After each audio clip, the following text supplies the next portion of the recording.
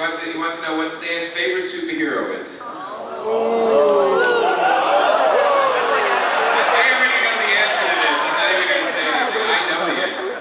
I really don't have a favorite. When I used to write them, whichever one I was writing at the moment, that was my favorite.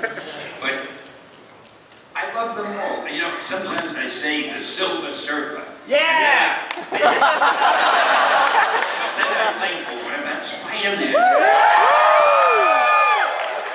I think I love Iron Man. And I'm crazy about Doctor Strange. And Panther.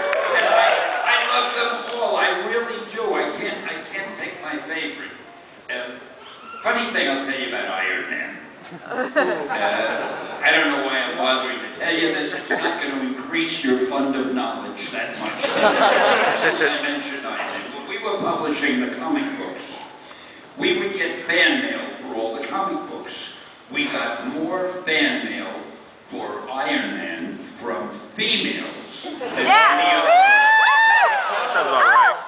And I learned a great lesson, which I had never known before. Females love wealthy, handsome.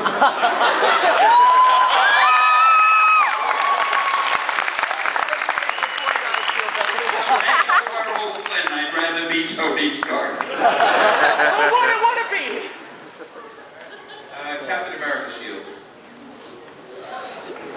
It gives you a great feeling of power being the one who points.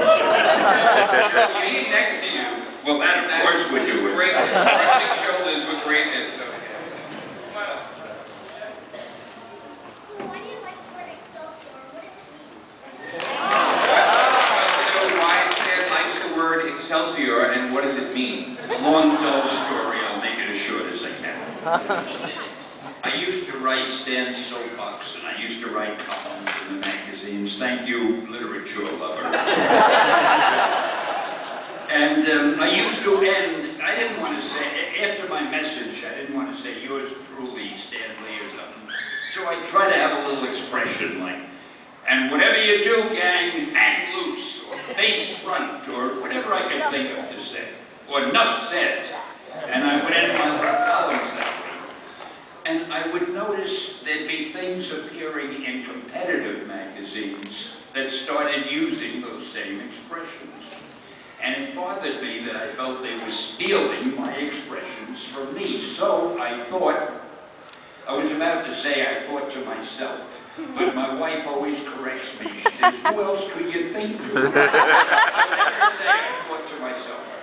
So I thought, I'm going to think of an expression that nobody will copy, certainly not the dummies at DC.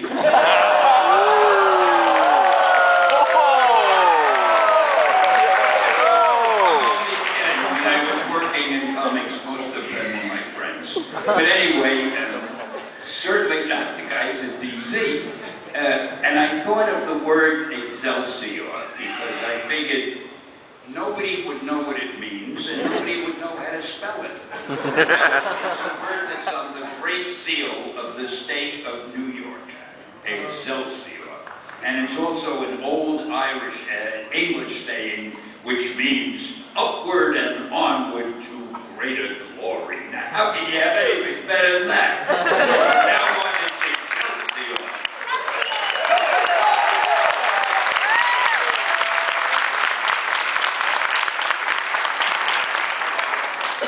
Back in the 80s, they tried to get a Spider-Man film off the ground, and I did research an article that I wrote online that said the first script was so horrible that you threw it out.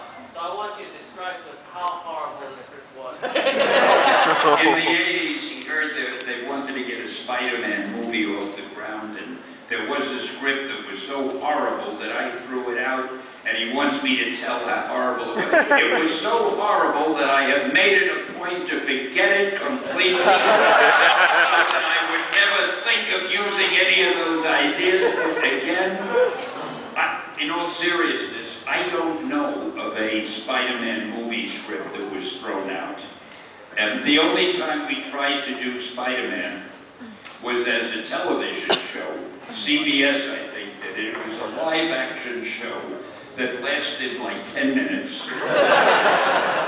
And it was a shame. Everybody tried their best on this show, but they couldn't get the feeling of Spider-Man. They just had a guy with a camera around his shoulder and wandering around, and then the special effects. It wasn't their fault. They did their best, but they couldn't do special effects the way they can do them today.